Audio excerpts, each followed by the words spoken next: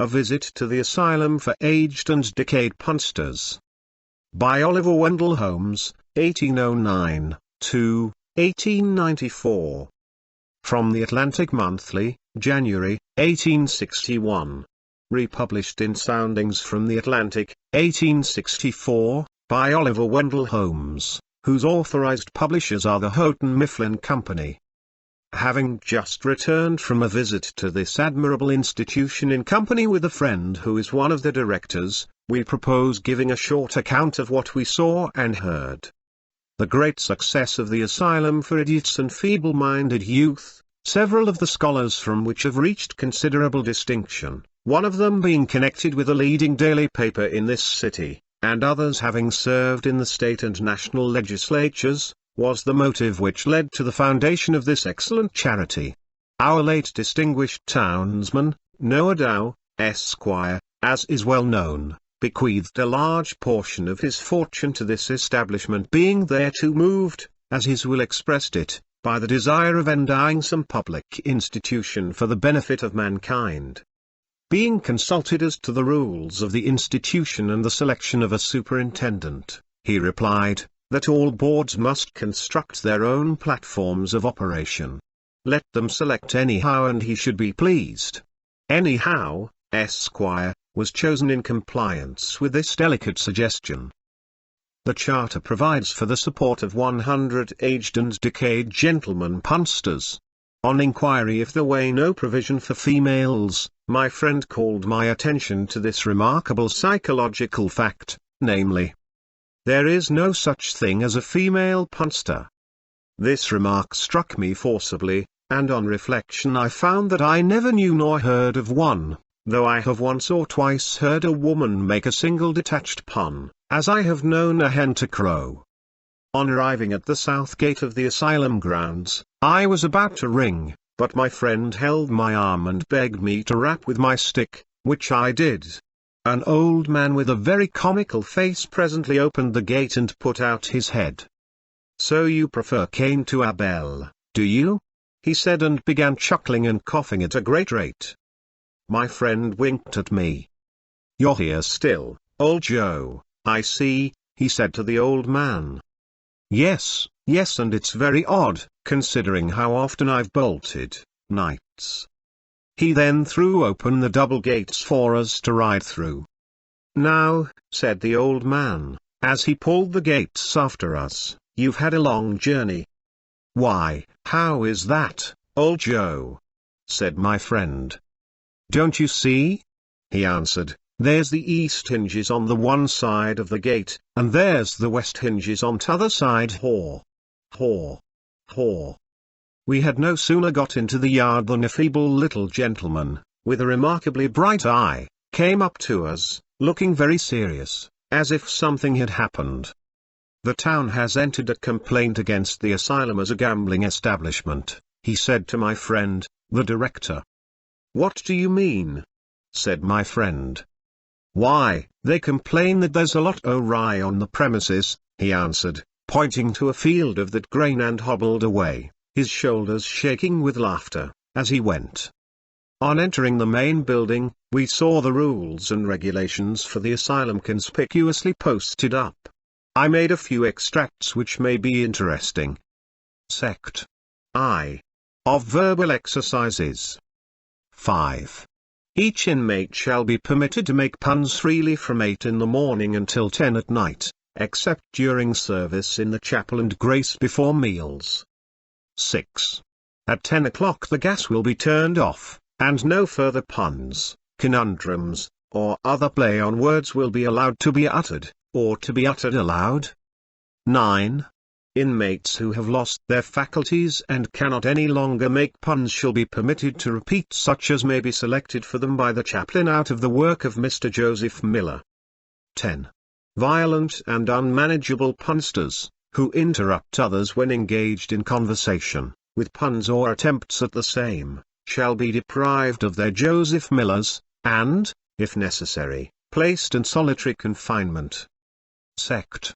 3. Of deportment at meals. 4.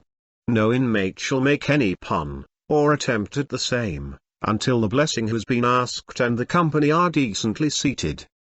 7. Certain puns having been placed on the index expurgatorius of the institution, no inmate shall be allowed to utter them, on pain of being debarred the perusal of Punch and Vanity Fair, and, if repeated, deprived of his Joseph Miller. Among these are the following: allusions to Attic salt, when asked to pass the salt cellar. Remarks on the inmates being mustard, etc., etc. Associating baked beans with the benefactors of the institution. Saying that beef eating is befitting, etc., etc. The following are also prohibited, excepting to such inmates as may have lost their faculties and cannot any longer make puns of their own. Your own hair or a wig, it will be long enough, etc., etc., little of its age, etc., etc. Also, playing upon the following words: hospital, mare, pun, pitied, bread, sauce, etc., etc., etc. See Index Expurgatorius, printed for use of inmates. The subjoined conundrum is not allowed. Why is hasty pudding like the prince? Because it comes attended by its sweet, nor this variation to it, to wit, because the lasses runs after it. The superintendent, who went round with us, had been a noted punster in his time, and well known in the business world, but lost his customers by making too free with their names, as in the famous story he set afloat in 29 of forgeries attaching to the names of a noted judge, an eminent lawyer, the secretary of the Board of Foreign Missions, and the well-known landlord at Springfield. One of the forgeries, he added, was of gigantic magnitude. The play on words was brought out by an accidental remark of Solomon's, the well-known banker. Capital punishment. The Jew was overheard saying, with reference to the guilty parties. He was understood, as saying, a capital pun is meant, which led to an investigation and the relief of the greatly excited public mind. The superintendent showed some of his old tendencies, as he went round with us. Do you know, he broke out all at once, why they don't take steps in Tartary for establishing insane hospitals? We both confessed ignorance. Because there are no mad people to be found there, he said, with a dignified smile. He proceeded to introduce us to different inmates. The first was a middle-aged, scholarly man, who was seated at a table with a Webster's dictionary and a sheet of paper before him. Well, what luck today, Mr. Mauser? Said the superintendent. 3 or 4 only, said Mr. Mauser. Will you hear 'em now I'm here? We all nodded. Don't you see Webster's in the words center and theta? If he spells leather lether, and feather feather, isn't the danger that he'll give us a bad spell of weather? Besides, Webster is a resurrectionist, he does not allow you to rest quietly in the mold. And again, because Mr. Worcester inserts an illustration in his text, is that any reason why Mr. Webster's publishers should hitch one on in their appendix? It's what I call a connect-to-cut trick. Why is his way of spelling like the floor of an oven? Because it is underbred. Mauser, said the superintendent, that word is on the index. I forgot, said Mr. Mauser. Please don't deprive me of Vanity Fair this one time, sir. These are all, this morning. Good day, gentlemen.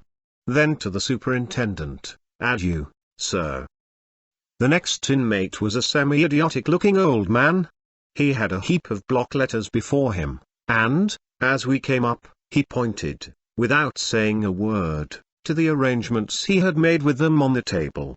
They were evidently anagrams, and had the merit of transposing the letters of the words employed without addition or subtraction. Here are a few of them. Times. Post. Smite. Stop. Tribune.world. Trunib.doctorowl. Advertiser. Rees very dat. Is true. Read. Allopathy. Homeopathy. All OTH pay. Oh, there. Oh. Oh, my. Pa.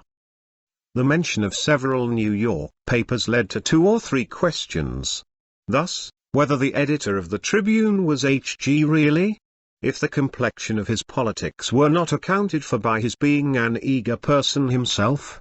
Whether Wendell Phillips were not a reduced copy of John Knox? Whether a New York Fultonist is not the same thing as a fellow down east? At this time a plausible-looking, bald-headed man joined us, evidently waiting to take a part in the conversation. "Good morning, Mr. Riggles," said the superintendent. "Anything fresh this morning? Any conundrum?" "I haven't looked at the cattle," he answered, dryly. "Cattle? Why cattle?"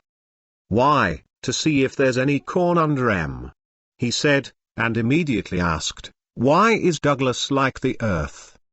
We tried, but couldn't guess. "Because he was flattened out at the poles," said Mr. Riggles. "A famous politician, formerly," said the superintendent. "His grandfather was a secessionist in the Revolutionary War. By the way, I hear the freeze oil doctrines don't go down at New Bedford." The next inmate looked as if he might have been a sailor formerly. "Ask him what his calling was," said the superintendent. "Followed the sea," he replied to the question put by one of us. "Went as mate in a fishing schooner." "Why did you give it up?" "Because I didn't like working for 2 masters," he replied. Presently we came upon a group of elderly persons, gathered about a venerable gentleman with flowing locks, who was propounding questions to a row of inmates. "Can any inmate give me a motto for M. Burger?" he said. Nobody responded for 2 or 3 minutes. At last one old man, whom I at once recognized as a graduate of our university, anno 1800, held up his hand. "Remercute et igit." "Go to the head of the class, Jocelyn," said the venerable patriarch. The successful inmate did as he was told, but in a very rough way, pushing against 2 or 3 of the class. "How is this?" said the patriarch. "You told me to go up, Jocelyn," he replied. The old gentleman who had been shoved about enjoyed the pun too much to be angry. Presently the patriarch asked again, "Why was M. Burger authorized to go to the dances given to the prince?" The class had to give up this, and he answered it himself. "Because every one of his caroms was a ticket to the ball." "Who collects the money to defray the expenses of the last campaign in Italy?" asked the patriarch. Here again the class failed. "The war clouds rolling done," he answered. "And what is mulled wine made with?" 3 or 4 voices exclaimed at once. "Sizzle why Madeira." Here a servant entered, and said, "Luncheon time." The old gentlemen, who have excellent appetites, dispersed at once, one of them politely asking us if we would not stop and have a bit of bread and a little mite of cheese. "There is one thing I have forgotten to show you," said the superintendent, "the cell for the confinement of violent and unmanageable punsters." We were very curious to see it, particularly with reference to the alleged absence of every object upon which a play of words could possibly be made. The superintendent led us up some dark stairs to a corridor, then along a narrow passage, then down a broad flight of steps into another passageway, and opened a large door which looked out on the main entrance.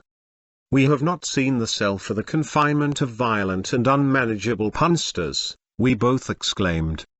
"This is the cell," he exclaimed, pointing to the outside prospect. My friend, the director, looked me in the face so good-naturedly that I had to laugh. "We like to humor the inmates," he said. "It has a bad effect, we find, on their health and spirits to disappoint them of their little pleasantries. Some of the jests to which we have listened are not new to me, though I dare say you may not have heard them often before. The same thing happens in general society, with this additional disadvantage, that there is no punishment provided for violent and unmanageable punsters, as in our institution." We made our bow to the superintendent and walked to the place where our carriage was waiting for us. On our way, An exceedingly decrepit old man moved slowly toward us, with a perfectly blank look on his face, but still appearing as if he wished to speak. "Look," said the director, "that is our centenarian." The ancient man crawled toward us, cocked one eye, with which he seemed to see a little, up at us, and said, "Servant, young gentleman. Why is you like away? Give it up. Because it's away." He smiled a pleasant smile, as if it were all plain enough. 107 Last Christmas, said the director. Of late years he puts his whole conundrums in blank, but they please him just as well.